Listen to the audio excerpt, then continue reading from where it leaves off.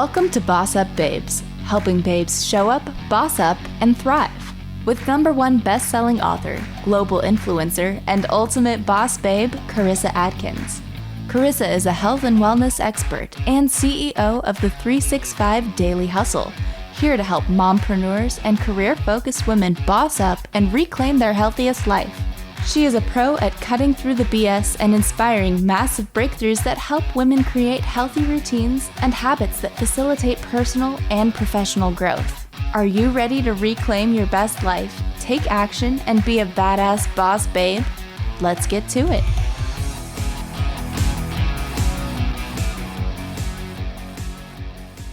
What's up, everyone? Welcome back to the Boss Up Babes show. Boss Up Babes is a bi-weekly show dedicated to all you entrepreneur, innovators, hustlers, personal development junkies, and of course, badass women who are just looking to show up, boss up, and thrive a little bit more in their life and in their business. Each episode, we take a deep dive into topics including money, relationships, business, health, and of course, resiliency. And today on the Boss Up Babes show, we are talking about how to remain grounded in the midst of hardship.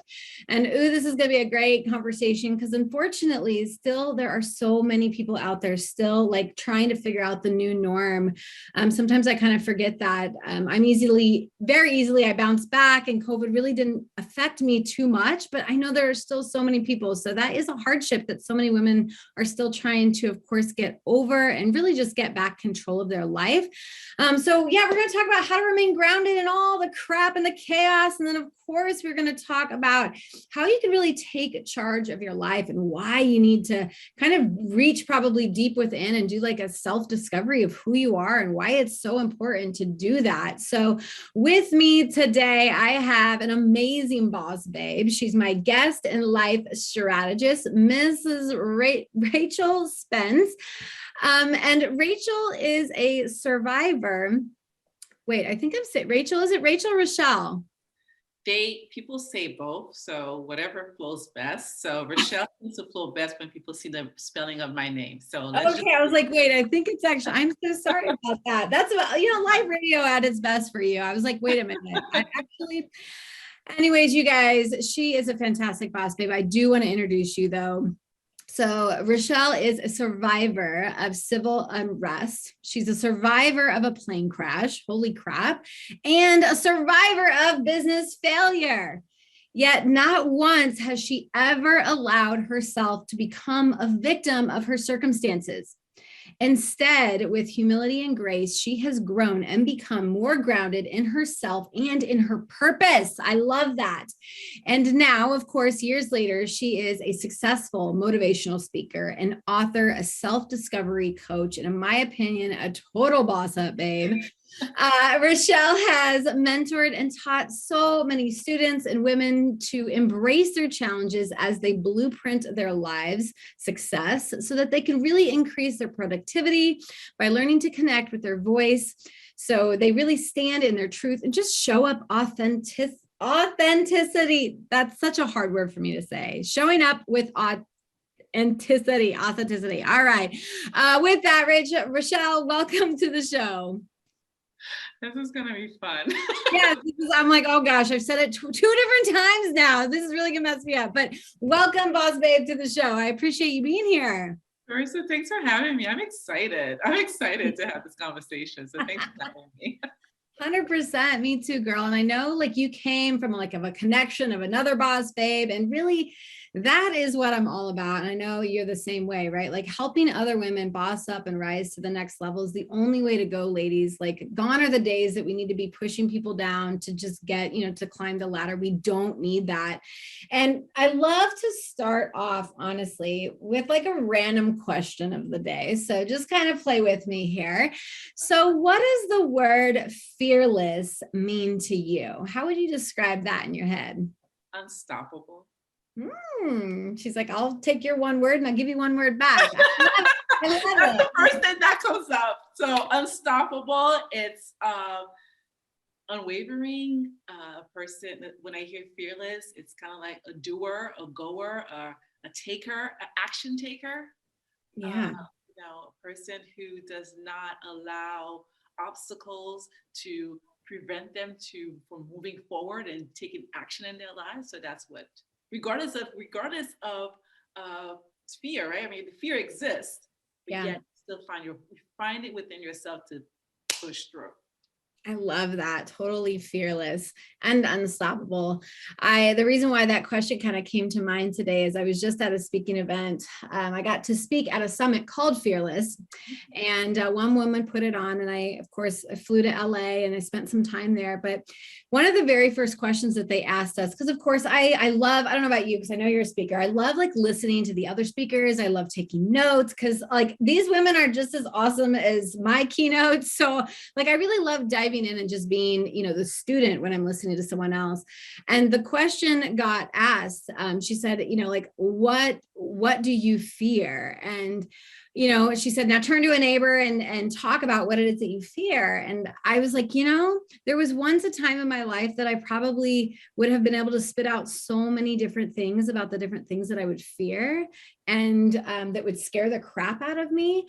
But over the years, I've just created such a strong, resilient mindset that I was like, I don't really fear anything. Like I truly look at, even when like things are scary, actually, that's my moment that if something's like, ooh, Karissa, this is kind of scary. That's my exact like moment of saying, go, you better do it, right? You better go after it and do it. So awesome. Like, if you don't mind me putting on two more words in there, for me, it's kind of like it exists. Like fear is part of life. And I believe that I broke from my fear a while ago when I started doing what I'm doing. My biggest fear was the fear of success. What that represented, the lack of privacy and everything else that comes with just when you finally allow yourself to be fully open and in the public eye. And so that was my fear, but I broke away from that. And I mean, here I am. So everything else is like when it shows up, I just go back to trusting and surrendering, and I keep pushing. Golden nuggets, ladies, if you're listening, or if you can write that down, it's like, just have faith and just trust that it's all going to work out. It's going to be okay. She's already giving us a golden advice here. And yeah, we all feel fear, right? And sometimes being scared comes in fear, but now you mentioned fear of success. Just as many, I find women, they're fear of failure, but fear of success. Like what happens when my life actually looks and feels amazing? What happens when I lose the weight? What happens when I finally break 100K in a month? Like they're like, they freak out and then they want to go backwards. So I love that. So, just to kind of get us going today, I love just listening to women's stories. I believe everyone has a story and they have a purpose, and we all have struggles. And I just mentioned 3 of your biggest challenges in life. So tell me a little bit about the story. Tell me about the plane crash, the business failure, and of course, the civil unrest. So I was just 11 years old when I lived in Haiti at the time, and my home was invaded, and due to civil unrest, and where they were trying to really get my family out of our home and trying to basically coming and kill us. So I was 11 years old when this happened, and they kept on throwing boulders into the house. And I remember sharing the night right before going to sleep, telling my parents, hey, I really would like to sleep in your room. And at the time, my mom was like, no, just stay in your room. It's okay. For the little girl that I was, like, hey, Daddy, can I just sleep? Yeah. Sure, why don't you just go? So that particular a moment of intuition led me to safety, because the next morning when we spent the whole night calling the authorities to come in to try to really help us out, because our home was being attacked. Boulders were being thrown in our home, windows being shattered, and I mean it was a nonstop hiding underneath. At some point we had to move from the room and go hide in the bathroom underneath like a cabinets and so on and so forth. It was I have 2 older brothers, so we were all hiding at the moment. And the next morning when the authorities came, they really came and do an inspection, and they were asking, where's the person who died in that particular room? Where is this person? And that person's room happened to have been mine. It was my room. Had I slept in that room, I wouldn't have been able to sit here with you today. Yeah. I mean, boulders, they were throwing into my room, pierced through the room, to the bathroom. It was like, I mean, 20 to 30 of them in that same room. They were not small. So that was the first incident where I could talk on the fear throughout the night and what we did throughout the night to really keep us sane, like a better word, is prayers. My mother was like, okay, just we're a Catholic family. And at the time, my mom was like, okay, let's get the rosary. Let's just keep on praying and praying and praying throughout. So I spent the whole night just praying. And we all ended up venturing into my parents' room, hiding there until the sunlight, so that the authorities could come and try, at least attempt to try to come and protect us. But the whole night, by the time that the sunlight came, they had already broken the locks of the gate and they entered the yard. So the authorities came right on time until they were able to finally break into the house door to get into the property. So it was really a survival moment, because I was, again, 11 years old, and something told me within myself, you can't sleep in this room. Yeah. You need to move yourself out of there. And then to realize that the way in which my room was attacked, primarily, it was really something else. So I overcame that. And I was just, 19 or 20, heading from New York, heading to Florida, and the plane, it was in the winter, December, and heading to Florida, going to my cousin's graduation, and the plane skidded off the runway. It skidded off the runway. You talk about stuff you see in movies, right? Chairs lifting, doors flipping, bathroom doors going, people are yelling and screaming, and you're like, what's going on? And I don't even know where I got the energy or the power, the strength. I remember just pulling the chair in front of me, and that chair was literally being lifted up. And I was just holding on to it. And I remember this lady, when the plane finally stopped. So my thought was, it was at LaGuardia Airport. And no, it was JFK, actually JFK. And I was saying to myself, oh my God, we're going to go to it's like the Bay is right there. So we're just going to, that's what I'm thinking. I have a grandfather who died in a plane crash. So at that moment, I faced my second fear of death, which was my first at the time, actually. It was like, oh my God, I'm literally dying. This is it, because I'm thinking I'm going to the water, I'm going to suffocate, I'm going to drown, and all these other stuff. All these thoughts were going. But at that moment, I faced my fear. I accepted what was, which is, my time has come, death is upon me, I'm dying. And I knew that at that moment, I would have the same type of death that my grandfather experienced. I never met him, but that's how he died. Sure. So that was my second experience in terms of like dealing with stuff like that. And then like in my 30s, I now live in South Florida, and my husband and I ventured in this business where we, after doing all due diligence, we purchased an existing clinic, and we've done the due diligence, everything looked good on paper, and no matter how much time we were putting in and how work we were putting in, the money was just not coming in. And it really took the staff that were there, because we still kept the same staff, some of the same staff. They were like, it's not you guys. This business has been going down for a long time. So we realized that what was said on paper, and we had attorneys, accountants, everybody looking at documents, and it was just not happening. So it became a burden in the sense that we were feeding the clinic, it was not feeding us. Right. And at some point, we had to come to terms okay, what are we going to do? At what point do it will permanently affect our finances where we can't even feed it anymore. So we had to come to terms and decide to close it down and experience a financial loss based on that. However, the positive that came from that experience is this. At the time, I had just started my coaching / speaking business. And when my husband came up with this amazing idea, I knew then I had to put stuff on hold to support, because somebody had to be there. And I figured that person would have been me. So I already had my non-for-profit. I was already running I founded a non-for-profit. I already had that running. I started my business, and then this came about. So I'm like, okay, let's put the business on side. Let me focus on this one. And in doing so, the positive for me was how the Creator God placed me in the space to really experience my gift. And what I mean by that is I had, like I told you earlier, I acquired a staff. Those who bought into the vision remained, those who didn't left, and we gained other ones. Mm-hmm. The team we were able to build, the energy shifting that occurred within the practice, everybody bought into the mission. It became as much theirs as it was ours, which made it harder for us when we had to lay off, because I was fueling them with inspiration, motivation. I was lighting them up. I was igniting them to know that they have what it takes to make things happen. They have what it takes to make this clinic where it needs to be. And the energy, the mindset, the leadership, overall, the team that we built was such a strong team that it pained me to have to let them go. But you know what? At least 2 of them remained with me without pay for a year and a half after we shut down. Wow.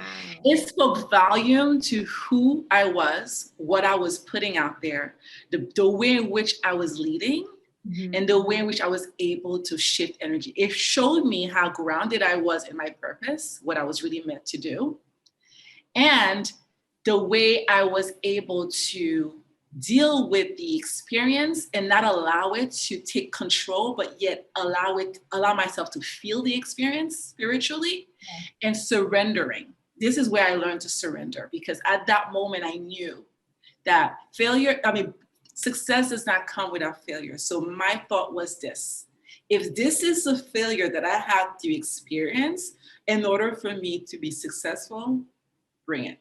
Yes. That's like a mindset shift. It's like most people get stuck in the why me, I can't, like the anger, right? You probably felt that. You probably went through every emotion of like, how could I, why didn't they tell me? Like, how did I not see? Like all of these, those emotions, the anger, this is not just, when you take someone's money away, like you've invested in a business, it was not successful. It takes a toll on everyone in the family, for sure.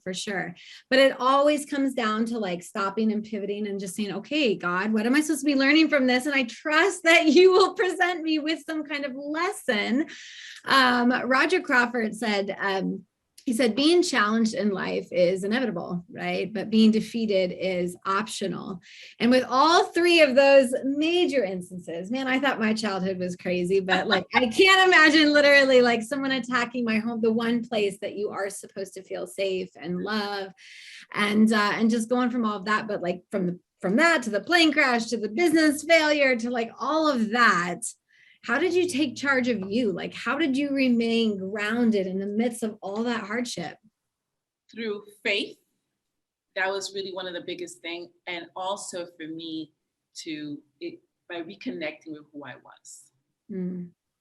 The paying attention to who I was being in each of these experiences, and how I was showing up in all of this, and in the trend, like to see the connectiveness of all these experiences and who I was at each of them at every stage of my life, and realizing that. Quick example of that. Can you break that down, like with who I was being? Can you break that down for us? Well, so we talk about intuition, right? So my intuition spoke loudly at 11 years old. So at that moment, and when I reflect back in my journey, it's like, wow, I was intuitive then. I didn't know that's what it was. Yeah, that's what it was.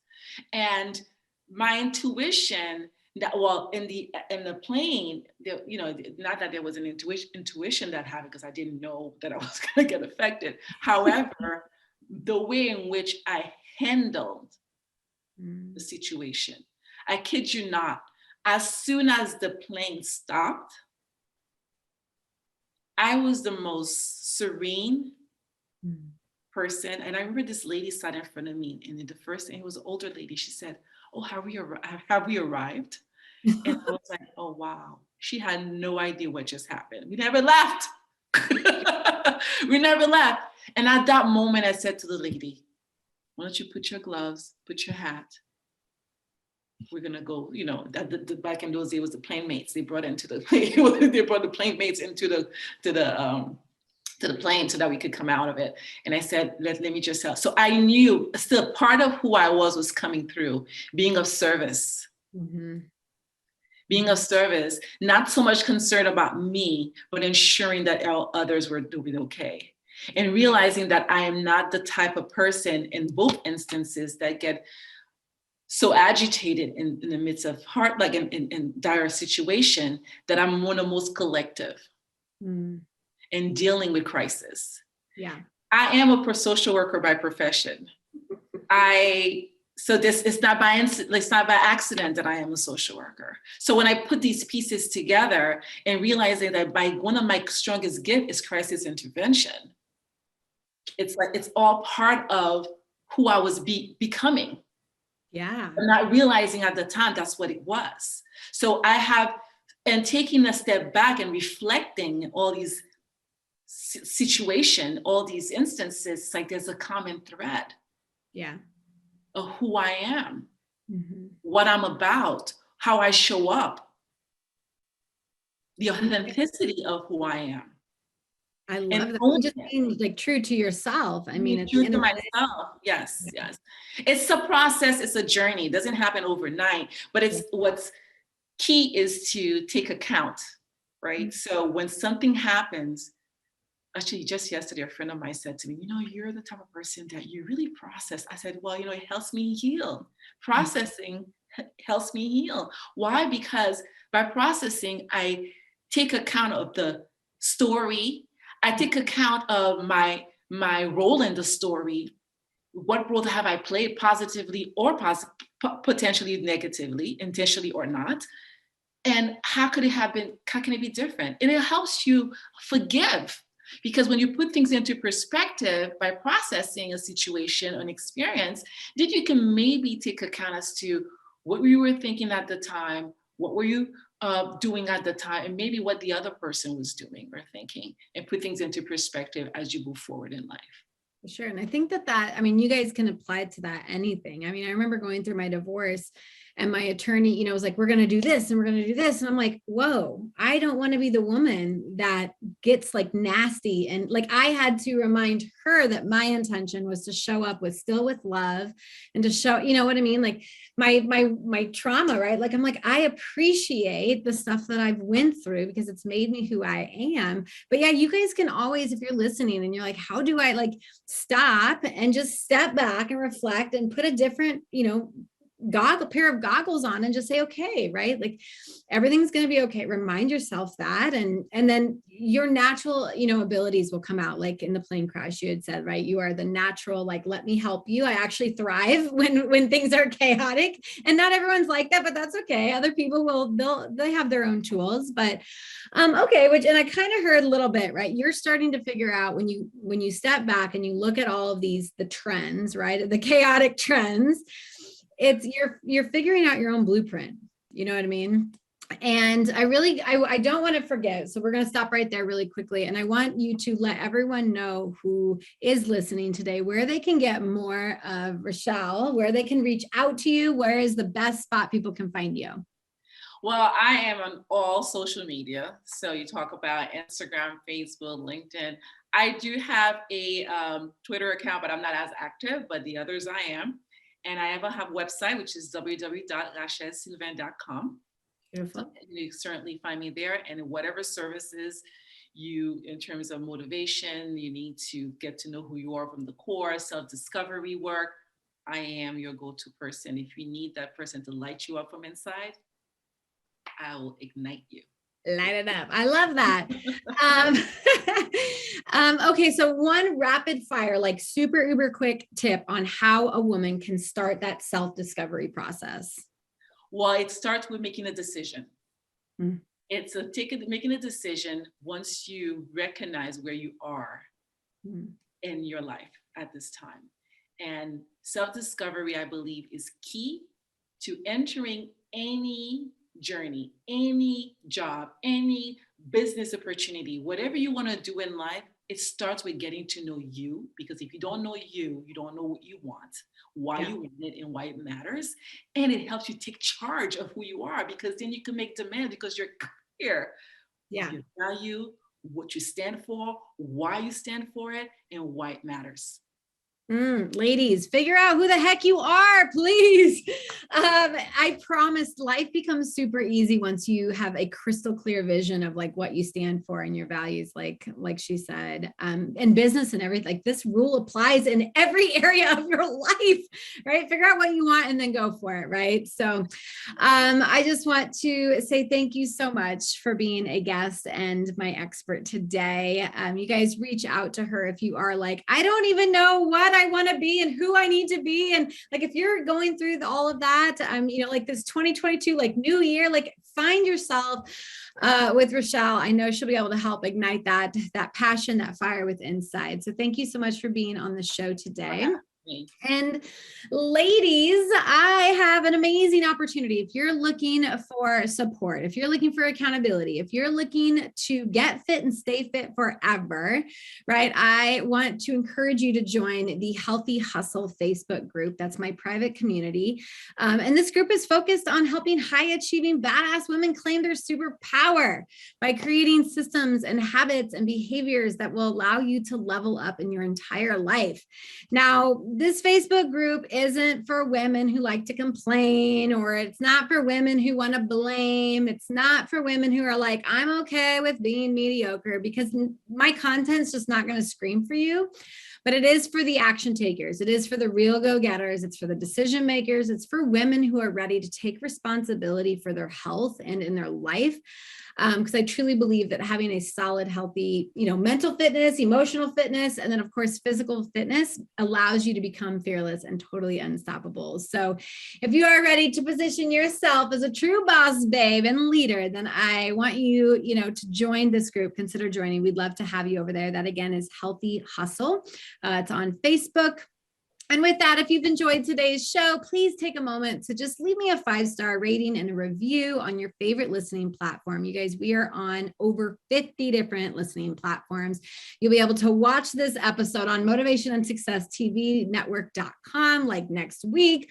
So share this episode with your closest friends. And of course, reach out and boss up and get yourself discovered with Rachel. So thank you so much, girl. Have a beautiful day. Thank you for listening to Boss Up Babes with Karissa Adkins, bringing you tangible tips and expert coaching advice to help you boss up and get healthy. Tune in every second and fourth Tuesday at 12:30 p.m. Pacific on transformationtalkradio.com for interviews with industry leaders and powerhouse boss babes that will empower you to take action and live your best life. If you're ready to boss up and work with Karissa in one of her transformative group coaching programs, visit 365dailyhustle.com.